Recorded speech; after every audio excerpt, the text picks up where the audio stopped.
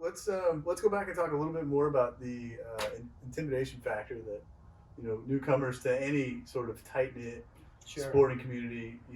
It's just it's a perception. It's not a reality, right? But when you're outside and it's the same Absolutely. thing when you got to make new friends and you move schools when you're a kid. You're like, I don't know anybody, But you Yeah. just gotta you gotta be a little adventurous to do something adventurous. So we'll just put that Yeah. out there. Yeah. But talk to that a little bit. Yeah, I think, like you said, you have to want to get outside and go rock climbing or get into the gym if that's what you want to do. Go rock climbing, go gym climbing.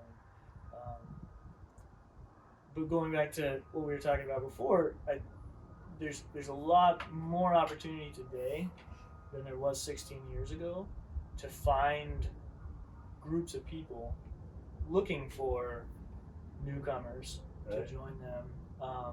There's like, every climber who spent some time in the climbing world gets to a point where they want that mentee, right? They're looking to There's teach a somebody. mentorship, Yeah. mentee relationship in climbing, Cool. and traditionally that's how we all learned.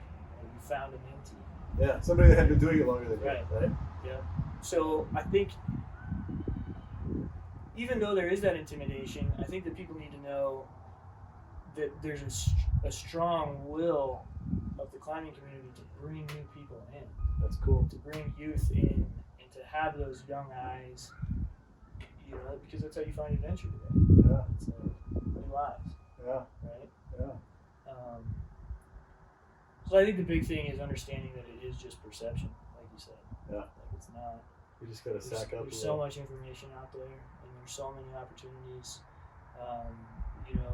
Go and find the American Alpine Club and the Access Fund, and find groups and events through those kind of companies. So American Alpine Fund's probably got a .com at the end of it if you go on the internet. Yep, What was- absolutely. Google it, and it'll take you right there. There's clinics that they put on all over the country called Cragging Classics. Okay. The American Alpine Club Cragging Classics, and no matter where you live in this country. So here in Boise, there's one. Yeah, maybe not in Boise, but Sure. they probably will be doing one in City of Rocks at some point in time, Yeah. which is just a couple hours outside of town.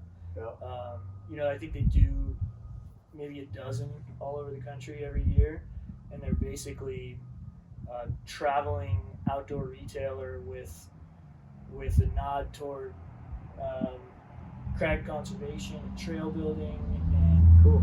all kinds of clinics. They bring in guides and pros like myself to do clinics and to teach new climbers Cool. different things about gear and different technique and Yeah. new slideshows. Cool. Stuff like it's incredible how much is available now. So you can Google it. You can go on Yeah. Facebook, probably a bunch of groups. Yeah. The bottom line is if there's something to climb, there's probably people that have organized and they're climbing it, and you can find them. 100%. Yeah. There's a jumping spider right there. He keeps jumping and then climbing back up, so I think he's our official mascot.